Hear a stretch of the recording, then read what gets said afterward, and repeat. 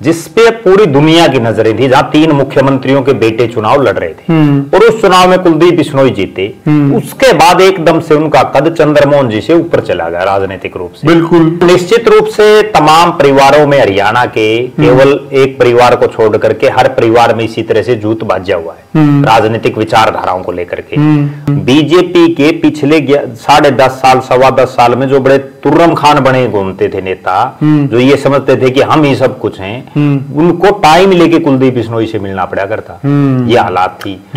इसलिए नहीं कह सकते कि उस समय कुलदीप बिश्नोई एक बड़ा चेहरा थे और बीजेपी के नेताओं का कोई सिस्टम था ही नहीं, क्योंकि बीजेपी का हरियाणा में उससे पहले कोई सिस्टम था ही नहीं। वो पहले चौधरी देवीलाल की पार्टी की पिछलग्गू थी, कभी बंसीलाल जी के साथ पिछलग्गू रहे, कभी ओम प्रकाश चौटाला के पिछलग्गू रहे, उसके बाद कुलदीप बिश्नोई के रहे। और उस रैली में लोगों को एक ही उम्मीद थी कि यहां कुलदीप बिश्नोई अपने सांसदी से इस्तीफा देंगे। अगर वो उस दिन इस्तीफा दे देते तो वो 2009 में प्रदेश के मुख्यमंत्री होते, लेकिन वो नहीं वो फैसला ले पाए। लेकिन बेटे का चुनाव हारते ही उनका जो एक राजनीतिक ओरा था वो एकदम से धड़ाम से नीचे गिर गया। क्योंकि राजनीति की दुनिया की बात करें तो साथियों, भजनलाल परिवार का हरियाणा के अंदर हमेशा ही बोलबाला रहा है।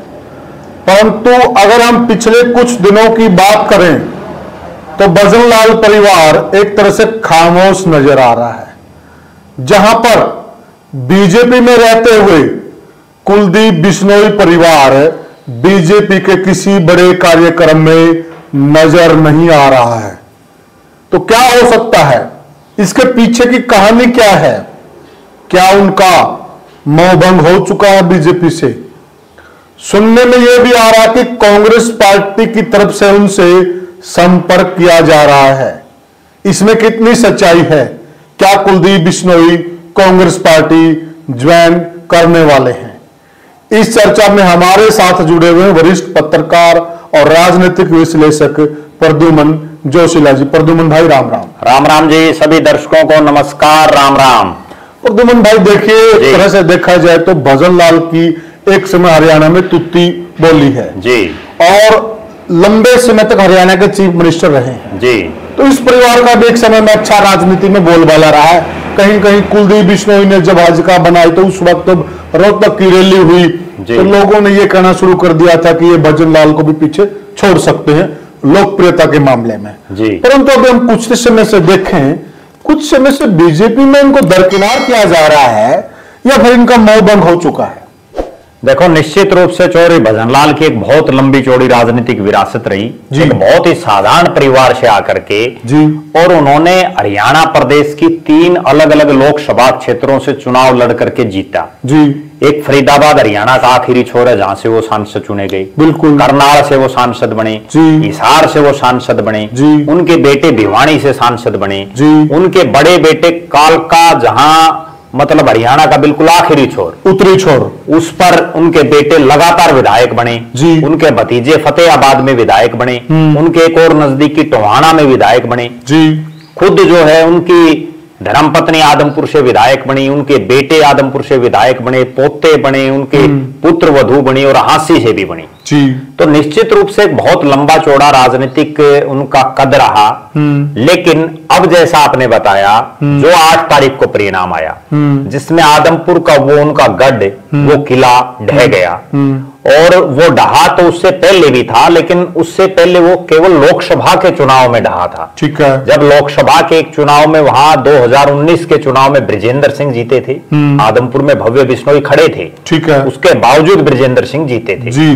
और 2024 के लोकसभा चुनाव में भले ही भजनलाल परिवार से कोई नहीं खड़ा था, लेकिन वो बीजेपी में थे जी, और उसके बावजूद वहां कांग्रेस का प्रत्याशी काफी अच्छे मार्जिन से चुनाव जीता था जी। लेकिन विधानसभा के लिहाज से पहली बार आदमपुर का किला ढहा जी। पूरा अगर आज तक का आदमपुर का राजनीतिक इतिहास देखें तो एक पहले चुनाव को छोड़ करके जब डाबड़ा परिवार से वहां से जीते थे, उसके बाद लगातार चौधरी भजनलाल का परिवार वहां से जीता जी।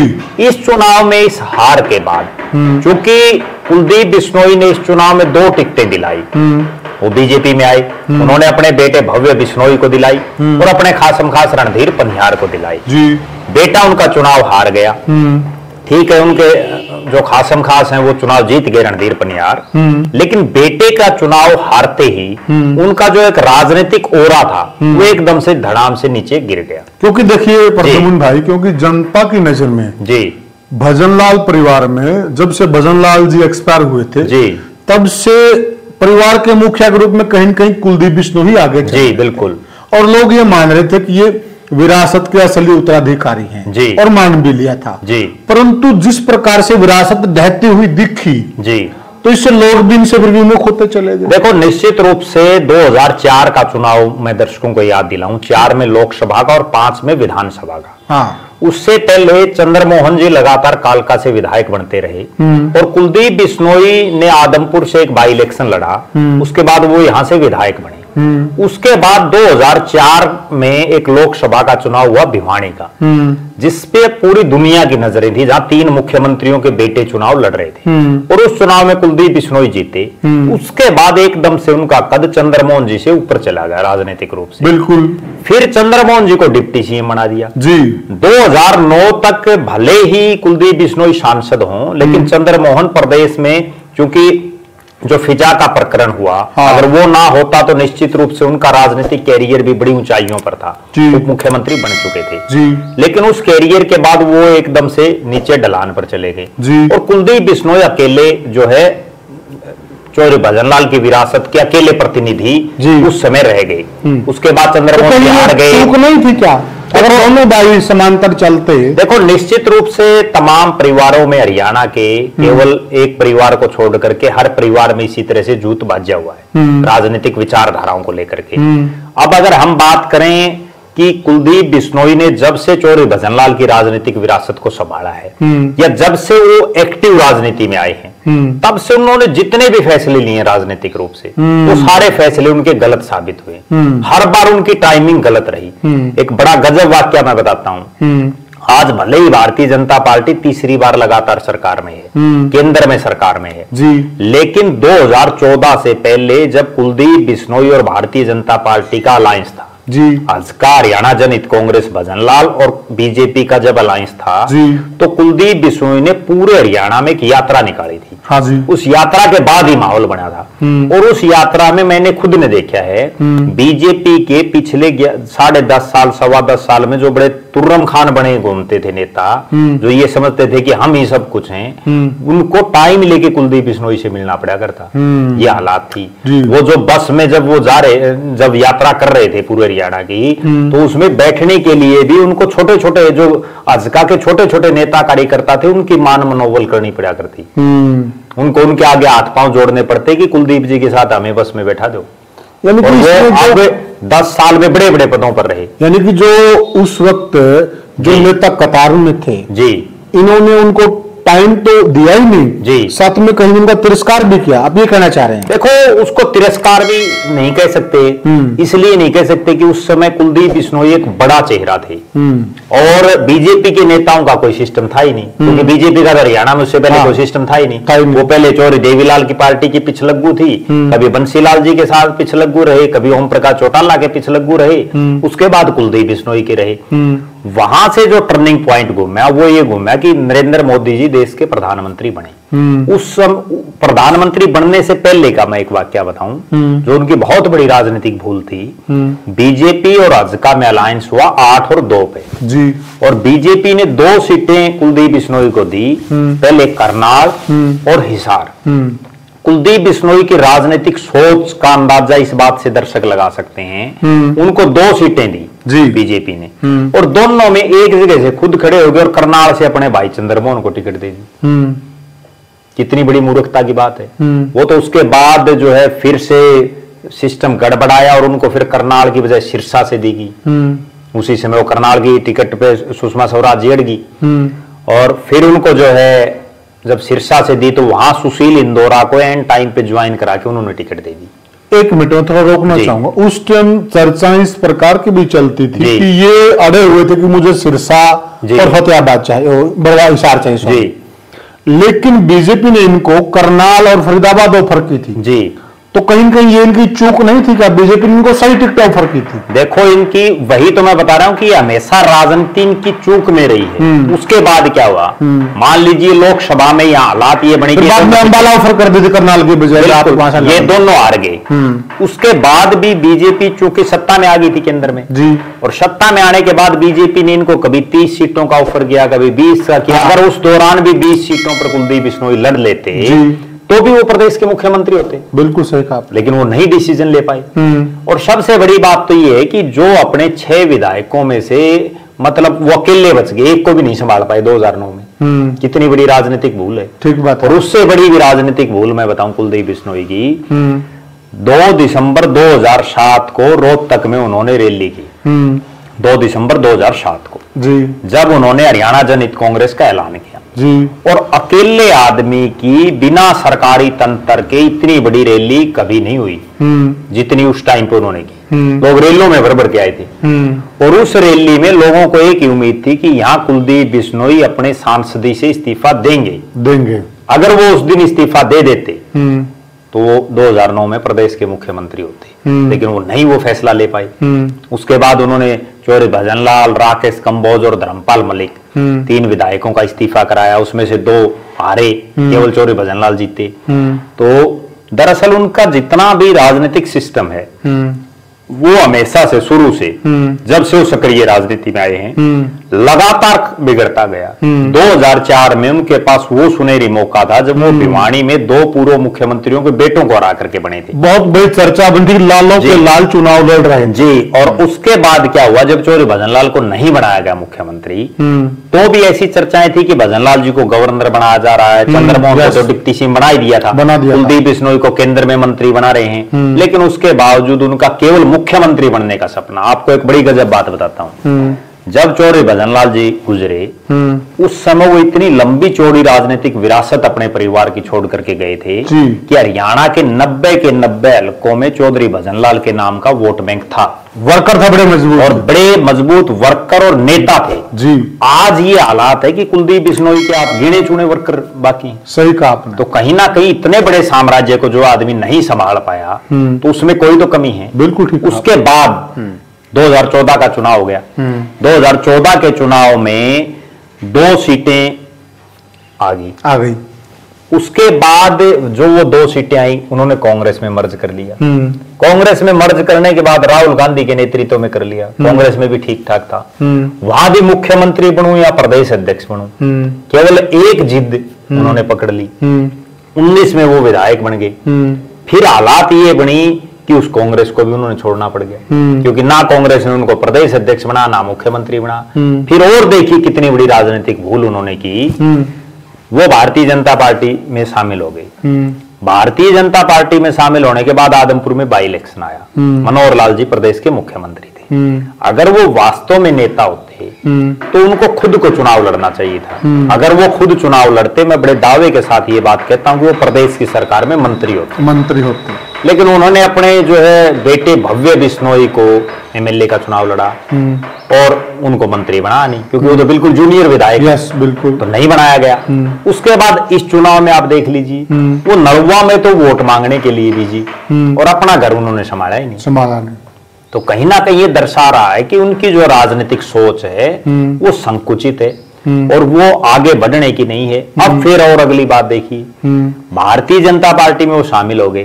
भारतीय जनता पार्टी एक अनुशासित पार्टी है जी। भारतीय जनता पार्टी एक ऐसी पार्टी है जिसमें चाहे देश के प्रधानमंत्री नरेंद्र मोदी और चाहे एक आम वर्कर हो, जो रूल रेगुलेशन है वो सबके लिए बराबर है। बिल्कुल सही कहा। यहां भी जब से कुलदीप बिश्नोई शामिल हुए, एक बड़ी मैं आपको गजब बात बताता हूं। कुलदीप बिश्नोई को विधानसभा का जब ये बाई इलेक्शन था आदमपुर का, तो भव्य बिश्नोई को टिकट मिल गई। वो टिकट मिलने के बाद भी बीजेपी के ऑफिस में जहां से मुख्य चुनाव कार्यालय था वहां भी कभी नहीं आई। अच्छा। जीतने के बाद आए। कितनी बड़ी अचंभे की बात है। फिर अगली बात जो है, अब जब से वो बीजेपी में है, ना बीजेपी की मीटिंग अटेंड कर रहे, ना उनका बेटा आ रहा। आज उनका बेटा भारतीय जनता पार्टी युवा मोर्चा का प्रदेश का प्रभारी है। युवा मोर्चा की लगातार गतिविधियां हैं, लेकिन भव्य बिश्नोई कहीं दिखाई नहीं दे रहे। और चमकने का बड़ा मौका है, समझ सकते हैं। बिल्कुल। रेणुका बिश्नोई और कुलदीप बिश्नोई जी और भव्य बिश्नोई तीनों प्रदेश कार्यकारिणी के मेंबर हैं, उसके बावजूद नहीं आ रहे। बीजेपी की आप कम से कम मुख्य जो मीटिंगें हैं उनमें तो आप आओ। यस, अभी हिसार में तो आप पार्टी के सिपाही माने जाओ। अभी हिसार में सदस्यता अभियान के लिए पंडित मोहनलाल बड़ौली जी आए हुए थे, उसमें भी पिता पुत्र माता सब जो है गायब, कोई नहीं दिखाई। एक देखने वाली बात प्रद्युमन भाई, देखिए बीजेपी आज के दिन एक ऐसी लगातार चलती ट्रेन बन चुकी है, राजनीतिक ट्रेन, जो 24 घंटे चल रही है, उसमें कोई फर्क नहीं पड़ता। उसमें कौन सवारी चढ़ गई, कौन सवारी उतर गई, उस ट्रेन में कोई असर नहीं पड़ रहा है।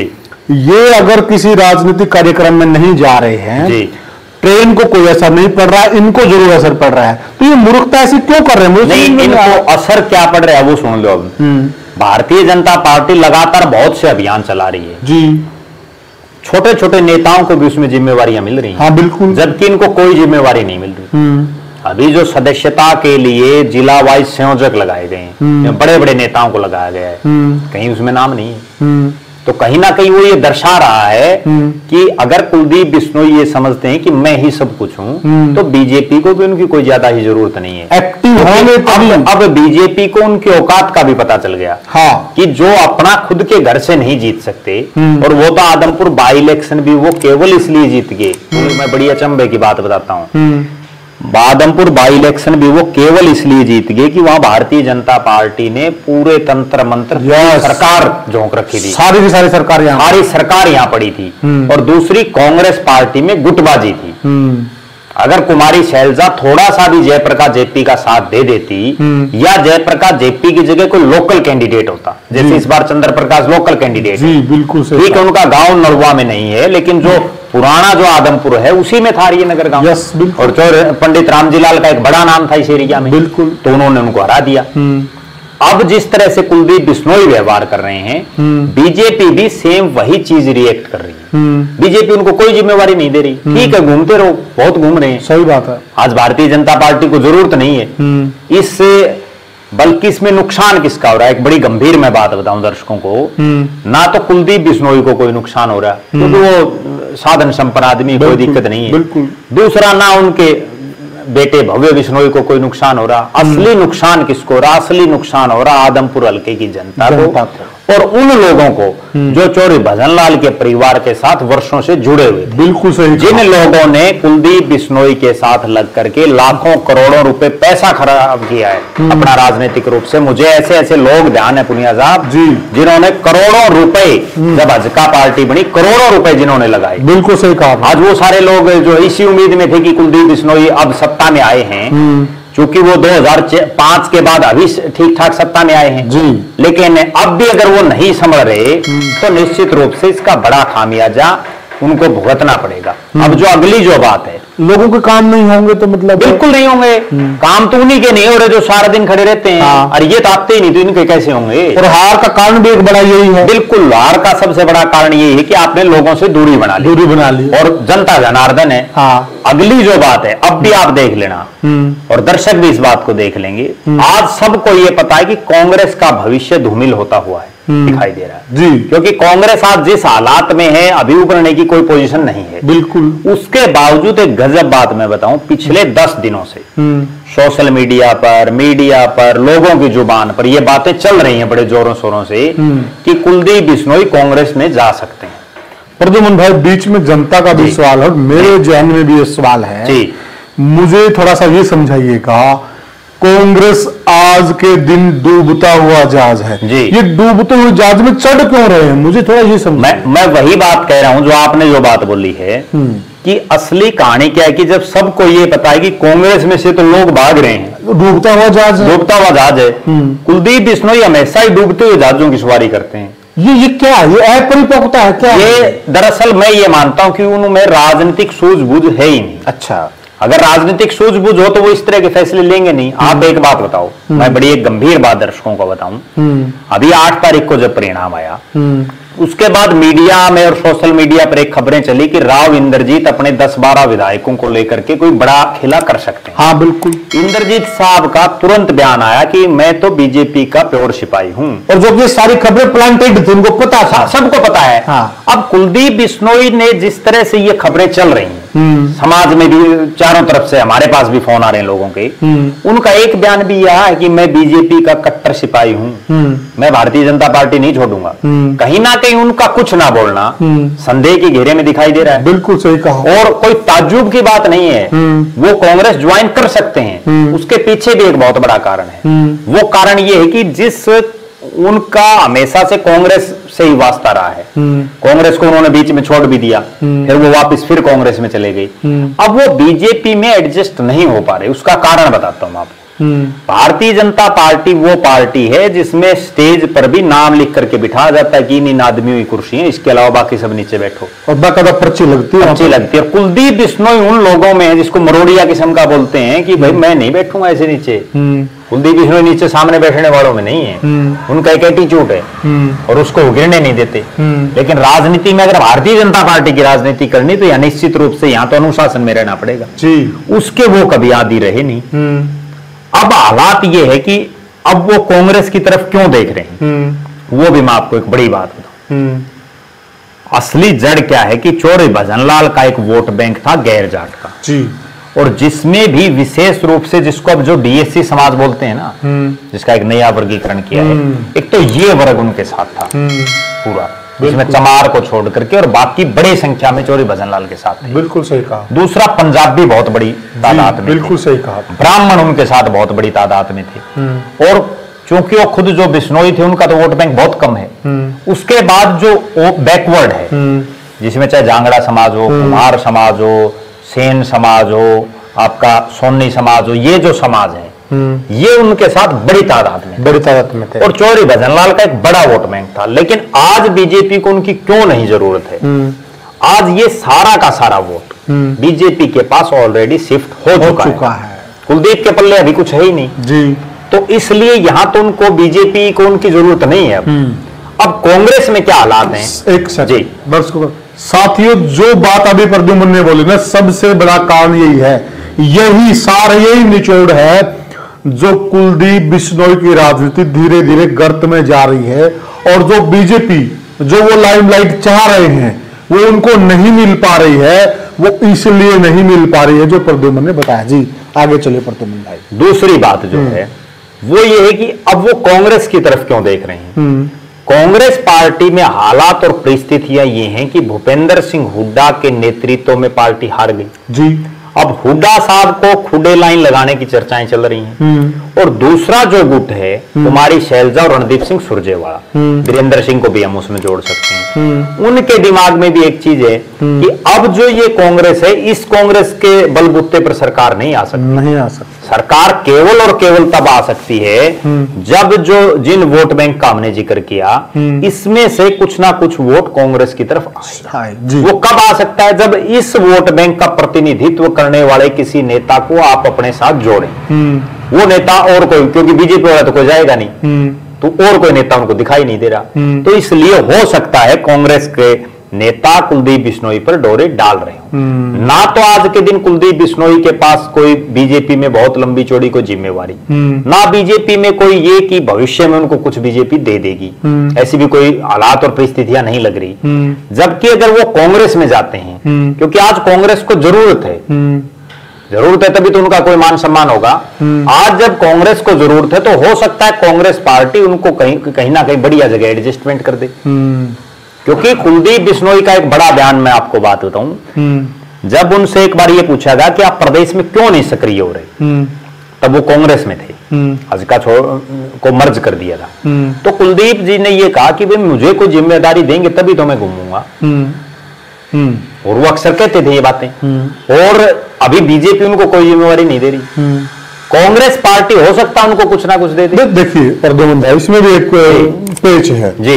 देखिए अभी चुनाव को खत्म हुआ ज्यादा समय नहीं जी, और चुनाव में जो एक कैंपेनिंग कमेटी थी उसके भी वो संयोजक थे जी। उसके बाद उन्होंने एक वो चुनाव प्रबंधन समिति बना रखी थी, उसके भी वो चेयरपर्सन थे जी।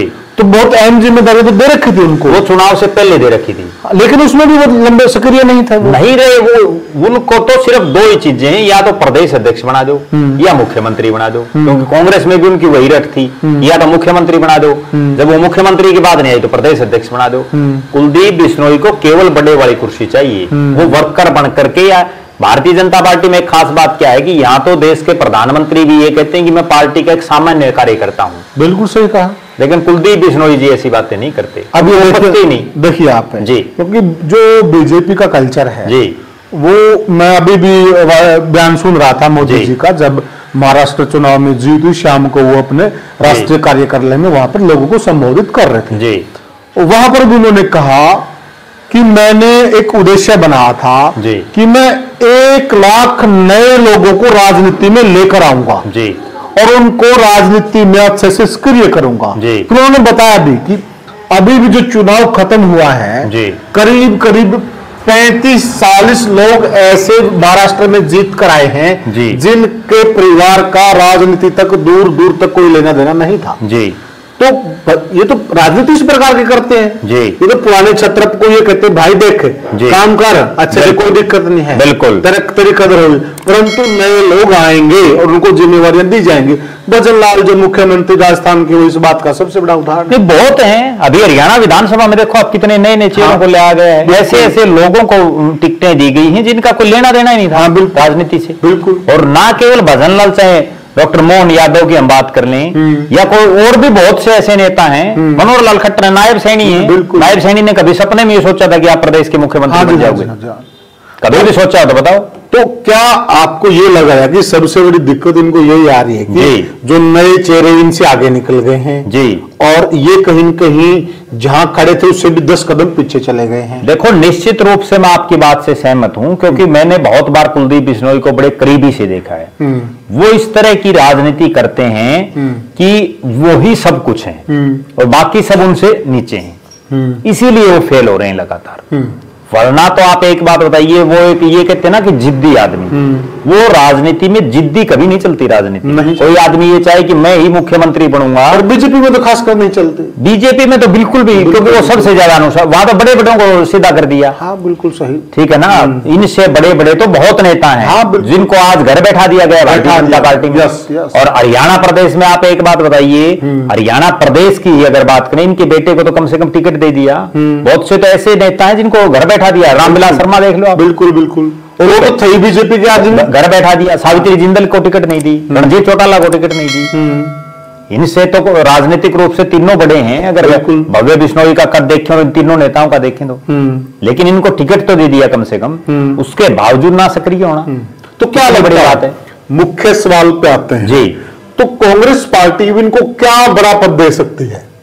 देखो, मेरा ऐसा मानना है कि अभी जिस ढंग से कांग्रेस पार्टी ना तो अपने विपक्ष के नेता का ऐलान कर रही है, वो तो चूंकि ये बन नहीं सकते, और ना ही वो प्रदेश अध्यक्ष इन्हीं को रखेंगे, बदलेंगे, क्योंकि प्रदेश अध्यक्ष भी इस्तीफा नहीं दे रहे हार के बावजूद। तो उस पर भी अभी पार्टी हरियाणा को पूरी तरह से एक बार साइडलाइन रखे हुए है। अब वो कब फैसला करती, हो सकता है पार्टी का शीर्ष नेतृत्व ही इस बात में हो कि कुलदीप बिश्नोई आ जाए, क्योंकि देखो कुलदीप बिश्नोई के गांधी नेहरू परिवार के साथ अच्छे संबंध रहे हैं पहले, इसमें भी कोई दो राय नहीं है। राहुल गांधी के नेतृत्व में अभी उन्होंने कुछ दिन पहले, उनकी असली लड़ाई किससे है?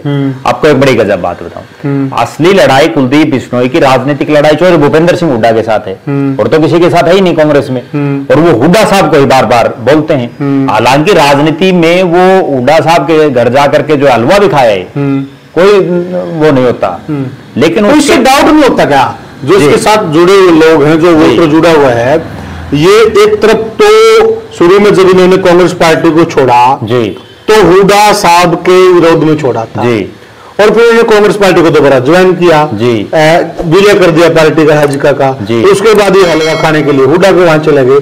तो इसके वोटर में कहीं कहीं वो थोड़ा सा एक संशय, आप जो बात कह रहे हो ना वो बिल्कुल सही है। आप एक चीज देखिए, 2 दिसंबर 2007 को जब इन्होंने हजका बनाई, कितने पूर्व मंत्री, पूर्व विधायक, कितने बड़े बड़े नेता इनके साथ थे। आज भी सरकार में राव नरबीर सिंह इन्हीं के साथ थे जो अभी मंत्री हैं, ठीक बात है, सरकार में, ठीक है, और उनको चुनाव भी लड़वा था इन्होंने लोकसभा का।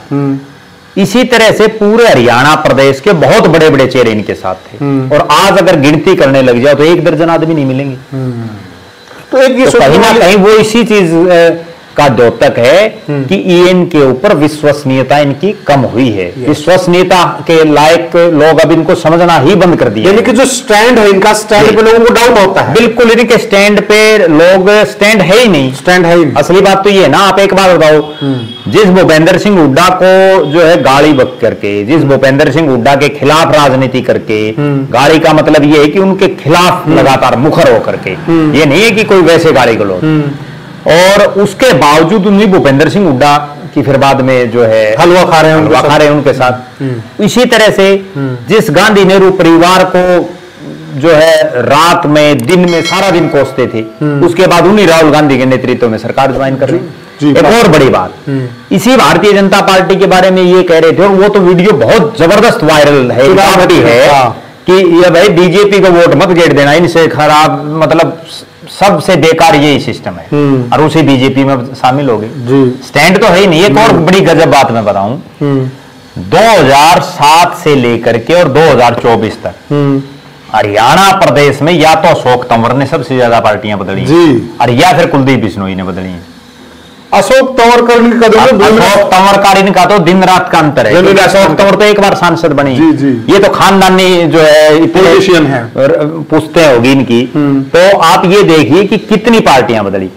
2007 में वो कांग्रेस में थे, 7 में फिर उन्होंने हजका बनाई, हजका बना करके उसके बाद फिर उन्होंने बीजेपी के साथ अलायंस किया, बीजेपी के साथ अलायंस तोड़ के फिर मायावती के साथ किया, विनोद शर्मा की पार्टी के साथ किया, फिर उन्होंने अपने दम पर चुनाव लड़ा, उसके बाद वो चलते चलते फिर कांग्रेस में आ गए, कांग्रेस से वो बीजेपी में आ गए, बीजेपी से अब वो फिर से जो है घर बैठ गए।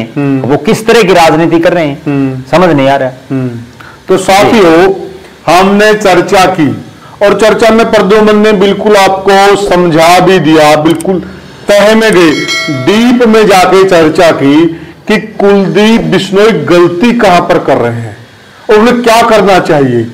और जो वोट बैंक एक समय में भजनलाल के साथ चट्टान की तरह अटल रहता था, उस वोट बैंक को बीजेपी ने कब्जा लिया है।